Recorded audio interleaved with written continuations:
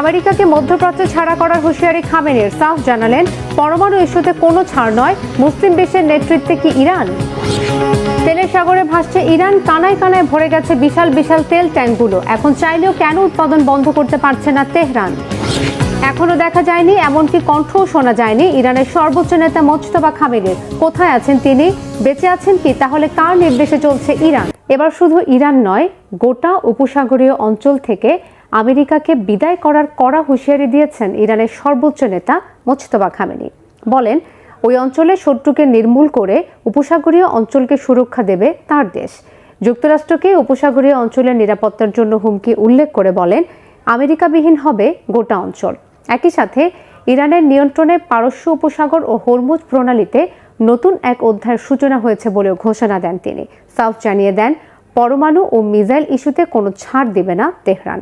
নৌপথটি থেকে অবরোধ তুলে না নিলে যুক্তরাষ্ট্রকে কড়া জবাব দেওয়ার ঘোষণা দিয়েছে আইআরজিসি।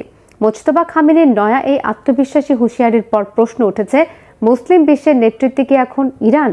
শহীদ আরাফাতের ডেস্ক রিপোর্ট।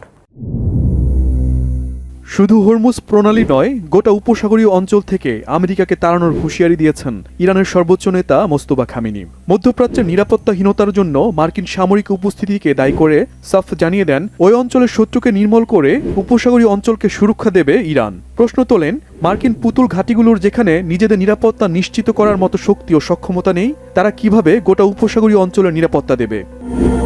তিনি কড়া ভাষায় সাফ জানিয়ে দেন, পরমাণু মিসাইল ইস্যুতে ইরান এক বিন্দু ছাড় দেবে না। একই সাথে হরমুজ প্রণালীর উপর ইরানের অধিকার থাকবে এবং ইরানের নেতৃত্বে চলবে হরমুজ। হরমুজ থেকে পশ্চিমা শত্রুদের নির্মূল করে উপসাগরীয় অঞ্চলকে ইরান সুরক্ষা দেবে বলে ঘোষণা দেন সর্বোচ্চ নেতা মোজতবা খামেনি। সাফ জানিয়ে দেন, পারস্য উপসাগরীয় অঞ্চলের উজ্জ্বল ভবিষ্যৎ হবে আমেরিকাবিহীন। মধ্যপ্রাচ্যের বিশ্লেষকরা বলছেন, সর্বোচ্চ নেতা মোজতবা খামেনির এই বক্তব্য ইঙ্গিত দিচ্ছে ভবিষ্যতে মুসলিম বিশ্বের নেতৃত্বে জোরালো অবস্থানে থাকবে ইরান।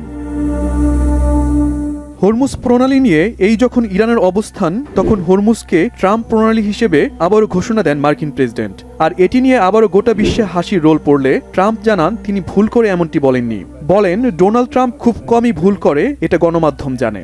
এর আগে হরমুজ প্রণালীতে ইরানের উপর আরোপিত অবরোধ সফল হয়েছে এ দাবি করে ইরানকে আত্মসমর্পণের আহ্বান জানান ট্রাম্প। শান্তি চুক্তি না হওয়া পর্যন্ত ইরানের বন্দরগুলোতে অবরোধ অব্যাহত রাখার ঘোষণাও দেন তিনি। বুধবারের ওই বক্তব্যে ডোনাল্ড ট্রাম্প বলেন, নৌ অবরোধ বোমা হামলার চেয়ে বেশি কার্যকর। এদিকে ইরানে আবারও স্বল্প মেয়াদে হামলার পরিকল্পনা করছে যুক্তরাষ্ট্রের সেন্ট্রাল কমান্ড সেন্টকম। ওয়াশিংটন যখন তেহরানের সঙ্গে তার পারমাণবিক কর্মসূচি ও গুরুত্বপূর্ণ বৈশ্বিক সমুদ্রপথ হরমুজ প্রণালী নিয়ে বিবাদে জড়িয়েছে, তখন এমন পরিকল্পনার খবর সামনে এনেছে মার্কিন সংবাদ মাধ্যম এক্সিওস। তবে এটি নিয়ে চূড়ান্ত সিদ্ধান্ত আসেনি। অন্যদিকে নৌ অবরোধ তুলে না নিলে এবং যুক্তরাষ্ট্র কোনো ধরনের হামলার পরিকল্পনা করলে তার জবাবে ভয়াবহ হামলা চালানোর হুঁশিয়ারি দিয়েছে ইরানের ইসলামিক বিপ্লবী গার্ড বাহিনী আইআরজিসি। তেলের সাগরে ভাসছে ইরান, তবে এত সম্পত্তি এখন হয়ে উঠেছে তাদের গলার কাটা। মার্কিন নৌ অবরোধের কারণে হরমুজ প্রণালী দিয়ে ইরানি জাহাজ বের হতে পারছে না, ফলে তেহরানের খনিগুলো থেকে উৎপাদিত বিপুল পরিমাণ তেল বিক্রির পথ বন্ধ। আগামী কয়েকদিনের মধ্যে দেশটির তেল জমা রাখার বিশাল বিশাল ট্যাঙ্কগুলোতে আর তেল রাখার জায়গাও থাকবে না। কিন্তু এমন পরিস্থিতিতে তারা চাইলেও কেন উৎপাদন বন্ধ করতে পারছে না? হাফিজুল ইসলামের ডেস্ক রিপোর্টে বিস্তারিত। হরমুজ প্রণালীতে মার্কিন অবরোধের কারণে এখন কার্যত বন্ধ ইরানের তেল বিক্রি, ফলে উপচে পড়ছে দেশটির তেলের ভাণ্ডার। তেহরানের মূল শক্তি তেলই নিজেদের জন্য হয়ে দাঁড়িয়েছে গলার কাঁটা। গোপন গোয়েন্দা তথ্য ও আন্তর্জাতিক বিভিন্ন সূত্রের ধারণা, ইরানের তেল জমা রাখার বিশাল বিশাল ট্যাঙ্কগুলো অবিশ্বাস্য দ্রুত গতিতে ভরে যাচ্ছে। পরিস্থিতি এমন থাকলে আগামী কয়েক সপ্তাহের মধ্যে স্টোরেজ ট্যাঙ্কগুলোতে এক ফোঁটা তেল রাখার মতো খালি জায়গাও থাকবে না। মার্কিন নৌবাহিনী ইরানের বন্দরগুলো এমনভাবে ঘিরে রেখেছে যে তেহরান চাইলেও তাদের উৎপাদিত তেল বিদেশে পাঠাতে পারছে না। ফলে প্রশ্ন উঠেছে, অচিরেই কি খনি থেকে তেল ওঠানো বন্ধ করতে বাধ্য হবে ইরান? ইরান ও যুক্তরাষ্ট্রের পাল্টাপাল্টি অবরোধের জেরে বিশ্বের জ্বালানি সরবরাহের হৃৎপিণ্ড হরমুজ প্রণালী পরিণত হয়েছে উত্তপ্ত রণক্ষেত্রে। গত এপ্রিল থেকে মার্কিন নৌবাহিনী ইরানি বন্দরগুলো অবরুদ্ধ করে রেখেছে, ফলে দেশটির তেলবাহী জাহাজগুলো স্বাভাবিকভাবে কোথাও যেতে পারছে না। একসময় এই প্রণালী দিয়ে আন্তর্জাতিক জ্বালানি বাজারের 20% তেল চলাচল করত। এখন সেই পথে কেবল হামলার ভয়। তেহরান হুমকি দিয়েছে তারা নিজেরা তেল বিক্রি করতে না পারলে অন্য কাউকেও সেই সুযোগ দেবে না। তেহরান ও ওয়াশিংটনের মুখোমুখি অবস্থানের জেরে এখন ক্ষতির শিকার হতে পারে খোদ ইরানেরই জ্বালানি অবকাঠামো। তেল জমা রাখার জায়গা ফুরিয়ে আসার মানে হলো ইরানের সামনে এখন মহাবিপদ। বিশাল বিশাল তেলের ট্যাঙ্ক এবং সমুদ্রে ভাসমান জাহাজ বা ফ্লোটিং স্টোরেজগুলো পুরোপুরি পূর্ণ হয়ে গেলে ইরান বাধ্য হবে মাটির নিচ থেকে তেল ওঠানো বন্ধ করতে। বর্তমানে ইরানি স্টোরেজগুলোতে নিজস্ব ধারণ ক্ষমতার প্রায় 74% বেশি তেল ভরে গেছে।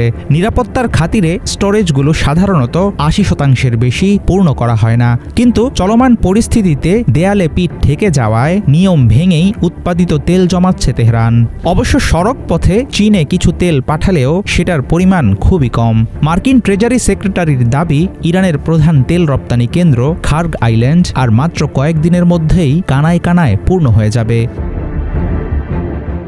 মার্কিন অবরোধের ফলে বিক্রি বন্ধ হওয়ায় উপচে পড়ছে ইরানি তেলের ভাণ্ডার। তবে দেশটির সবচেয়ে বড় শঙ্কার জায়গা হলো খনি বন্ধ করে দেওয়া। কারণ তেলের খনি একবার বন্ধ করলে তা পুনরায় চালু করা সাধারণ সুইচ টেপার মতো সহজ কাজ নয়। দীর্ঘদিন উৎপাদন বন্ধ থাকলে খনির ভেতরে চাপ কমে যায়, কখনো কখনো পানি বা গ্যাস ঢুকে পড়ে, জট লেগে যায় পাইপলাইনে। সংশ্লিষ্ট বিশেষজ্ঞরা সতর্ক করেছেন, হুট করে বন্ধ করে দিলে ইরানের তেল খনিগুলো চিরতরে ক্ষতিগ্রস্ত হতে পারে, আর এমন কিছু হলে সেটা হবে দেশটির অর্থনীতির জন্য চরম বিপদের কারণ। ইরানের আয়ের প্রধান উৎস তেলের খনিগুলো অকেজো করে দেওয়াই আমেরিকার প্রধান লক্ষ্য, এমনটাই মনে করেন বিশ্লেষকেরা। যদিও ইরান দাবি করছে তাদের কাছে এখনও বিপুল পরিমাণ তেল মজুদ আছে এবং তেল জমা হওয়া নিয়ে আসন্ন সংকট তারা সামাল দিতে পারবে, কিন্তু বিভিন্ন সূত্রের তথ্য বলছে তেহরানের হাতে খুব বেশি সময় নেই। নতুন করে তোলা তেল জমা রাখার জায়গা যদি না পাওয়া যায়, তাহলে মে মাসের শেষের দিকে ইরান হয়তো বাধ্য হবে তেল উৎপাদনে বড় ধরনের কাটছাঁট করতে। হরমুজে মার্কিন ব্লকেজ ও তেহরানের দাঁত কামড়ে টিকে থাকার ধাক্কা কতদিন নিতে পারবে বিশ্বের জ্বালানি বাজার, সেটা এখন বড় প্রশ্ন। এদিকে মোজতবা খামিনির বিভিন্ন সময় লিখিত বিবৃতি আসলেও এখন পর্যন্ত দেখা মেলেনি তার, এমনকি শোনা যায়নি তার কণ্ঠ। অথচ ইরানের সর্বোচ্চ নেতা হওয়ার মাসখানেক পেরিয়ে গেছে। এতে গোটা বিশ্বে প্রশ্ন উঠছে, কোথায় আছেন, কেমন আছেন মোজতবা খামিনি? তিনি কি বেঁচে আছেন? আমেরিকা ও ইসরায়েলের দাবি, মোজতবা খামিনি গুরুতর আহত ও কোমায় চলে গেছেন। তাহলে এই অদম্য শক্তিশালী ইরানের নেতৃত্বে কে এখন? কাদের নির্দেশে এত বুদ্ধিমত্তার সাথে যুক্তরাষ্ট্রের একের পর এক চাল হামলা ব্যর্থ করে কড়া জবাব দিচ্ছে খামিনির দেশ? সানজিদা ইসলাম তন্ডের ডেস্ক রিপোর্ট। কোথায় আছেন ইরানের বর্তমান সর্বোচ্চ নেতা মোজতবা খামেনি? কেন নেই প্রকাশ্যে? আদৌ কি বেঁচে আছেন? ঘুরে ফিরে এসব প্রশ্নই উঠে আসে বারবার। কারণ গত 28 ফেব্রুয়ারি যুক্তরাষ্ট্র ও ইসরায়েলের যৌথ হামলার পর কোথাও অস্তিত্ব নেই মোজতবা খামেনির। তিনি কোথায় আছেন সে বিষয়েও স্পষ্ট কোনো তথ্য নেই। বেশ কিছু আন্তর্জাতিক গণমাধ্যমের তথ্য অনুযায়ী গুরুতর আহত মোজতবা খামেনির চিকিৎসা চলছে।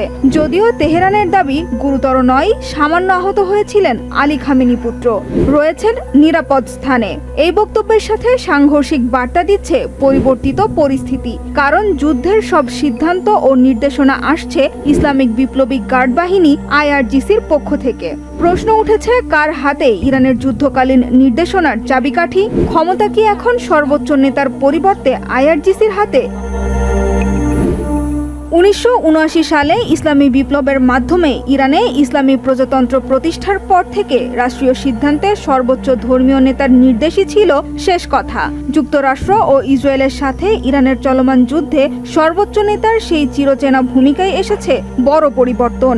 ফেব্রুয়ারির শেষে চাপিয়ে দেয়া যুদ্ধের প্রথম দিনেই সর্বোচ্চ নেতা আয়াতুল্লাহ আলী খামেনি হত্যার শিকার হলে তার স্থলাভিষিক্ত করা হয় মোস্তফা খামেনিকে। নতুন সর্বোচ্চ নেতার দায়িত্বে এলেও গুরুত্বপূর্ণ সিদ্ধান্তের ক্ষেত্রে আইআরজিসির ভূমিকা ইরানিদের কাছে তো বটেই, আন্তর্জাতিকভাবেও দিনকে দিন স্পষ্ট হচ্ছে।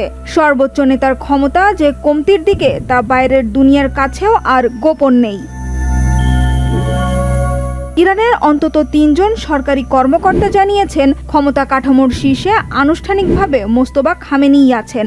অবশ্য গুরুত্বপূর্ণ বিষয়ে সরাসরি নির্দেশের পরিবর্তে তিনি শুধু আইআরজিসির সিদ্ধান্তে অনুমোদন দিচ্ছেন। ইরানের কয়েকজন সরকারি কর্মকর্তা ও বিশ্লেষকদের মতে যুদ্ধের কারণে রাষ্ট্রীয় গুরুত্বপূর্ণ বিষয়ে সিদ্ধান্ত নেওয়ার ক্ষমতা এখন সর্বোচ্চ জাতীয় নিরাপত্তা কাউন্সিল SNSC, সর্বোচ্চ নেতার দপ্তর এবং আইআরজিসির একটি ইউনিটের হাতে রয়েছে। অর্থাৎ সিদ্ধান্ত নেয়ার যে একক ক্ষমতা সর্বোচ্চ নেতার ছিল তা এখন আর নেই। পাকিস্তানের ইসলামাবাদে ইরান ও যুক্তরাষ্ট্রের শান্তি আলোচনায় জড়িত পাকিস্তানের উচ্চপদস্থ এক সরকারি কর্মকর্তার দাবি, আলোচনায় ইরানিদের মতামত জানানোর গতি বেশ ধীর স্থির। এতে সিদ্ধান্ত নেয়ার মতো একক কাঠামো ইরানের নেই বলেও সন্দেহ প্রকাশ করেছেন তিনি। যুক্তরাষ্ট্রের সাথে শান্তি আলোচনায় ইরানের প্রধান কূটনৈতিক হিসেবে ছিলেন দেশটির পররাষ্ট্রমন্ত্রী আব্বাস আরাকচি। সাথে ছিলেন আইআরজিসির সাবেক কমান্ডার ও পার্লামেন্টের বর্তমান স্পিকার মোহাম্মদ বাগের গালিবাফ। তাহলে মোস্তফা খামেনি কোথায় আছেন? জবাব দিয়েছেন নতুন সর্বোচ্চ নেতার ঘনিষ্ঠ মহল। নিরাপত্তার কারণে মোস্তফা খামেনি আইআরজিসির সহকারীদের মাধ্যমে এবং কখনো কখনো সীমিত অডিও লিঙ্কের সাহায্যে সংশ্লিষ্ট ব্যক্তিদের সঙ্গে যোগাযোগ রাখছেন বলে জানিয়েছেন তারা। মোস্তফা খামেনিকে নিয়ে গুঞ্জন আর গুজবে পরিস্থিতি যখন এমন ঘোলাটে, তখন ইরানের কর্মকর্তারা স্পষ্ট জানিয়ে দিয়েছেন রাষ্ট্রীয় সিদ্ধান্ত নেয়া আর যুক্তরাষ্ট্রের সাথে আলোচনার বিষয়ে তেহরানের নেতৃত্বে কোনো মতভেদ নেই। ইরানের ইউরেনিয়ামের মজুদের বিষয়ে রুশ প্রেসিডেন্ট ভ্লাদিমির পুতিন যুক্তরাষ্ট্রের সাথে কাজ করার প্রস্তাব দিয়েছেন বলে দাবি করেছেন মার্কিন প্রেসিডেন্ট ডোনাল্ড ট্রাম্প। ইউক্রেন যুদ্ধ ও মধ্যপ্রাচ্যে চলমান সংঘাত নিয়ে প্রায় 1.5 ঘন্টার ফোনে কথা বলেন এই দুই নেতা। মস্কো জানিয়েছে, আলোচনার সময় আগামী মাসে ইউক্রেনে একটি অস্থায়ী যুদ্ধবিরতির প্রস্তাব দিয়েছেন প্রেসিডেন্ট পুতিন। পরে প্রেসিডেন্ট ট্রাম্প জানান, ইরান ও ইউক্রেন যুদ্ধ একই সময় শেষ হতে পারে। বিস্তারিত মিরফজলি রাব্বির ডেস্ক রিপোর্টে। ইরানের পারমাণবিক ইস্যু সমাধানে রুশ প্রেসিডেন্ট ভ্লাদিমির পুতিন সহযোগিতার হাত বাড়িয়ে দিয়েছেন, এমনটাই দাবি করেছেন মার্কিন প্রেসিডেন্ট ডোনাল্ড ট্রাম্প। বিশেষ করে সমৃদ্ধ ইউরেনিয়াম মজুদ সরিয়ে নেওয়ার ক্ষেত্রে পুতিনের এই প্রস্তাবকে ট্রাম্প এক বিশাল কূটনৈতিক অগ্রগতি হিসেবে দেখছেন। 29 এপ্রিল রাশিয়ার প্রেসিডেন্ট ভ্লাদিমির পুতিনের সঙ্গে 1.5 ঘন্টার মতো টেলিফোনে আলাপ করেছেন মার্কিন প্রেসিডেন্ট ডোনাল্ড ট্রাম্প। ফোন আলাপে পুতিন ও ট্রাম্প ইরানের পরমাণু কর্মসূচিকে কেন্দ্র করে সৃষ্ট সংঘাত নিরসনে বিভিন্ন প্রস্তাব তুলে ধরেন। এক প্রতিবেদনে এসব তথ্য জানিয়েছে ব্রিটিশ সংবাদ মাধ্যম দ্য গার্ডিয়ান। ফোন আলাপের শুরুতে পুতিন সম্প্রতি হোয়াইট হাউসের একটি অনুষ্ঠানে ট্রাম্পকে লক্ষ্য করে চালানো আততায়ীর হামলার চেষ্টার তীব্র নিন্দা জানান এবং ট্রাম্পের প্রতি সমবেদনা প্রকাশ করেন। প্রেসিডেন্ট ট্রাম্প জানান, পুতিনের সঙ্গে টেলিফোনে তার খুবই ফলপ্রসূ আলোচনা হয়েছে। ইউক্রেন সংঘাতের একটি সমাধান দ্রুতই আসতে পারে। অন্যদিকে ক্রেমলিন জানিয়েছে, দুই নেতার ফোন আলাপে মধ্যপ্রাচ্যে চলমান যুদ্ধবিরতি নিয়ে কথা হয়েছে। ক্রেমলিনের এক কর্মকর্তা জানিয়েছেন, আগামী মাসে দ্বিতীয় বিশ্বযুদ্ধ শেষ হওয়ার বার্ষিকী উপলক্ষে পুতিন ইউক্রেনে একটি অস্থায়ী যুদ্ধবিরতির প্রস্তাবও দিয়েছেন।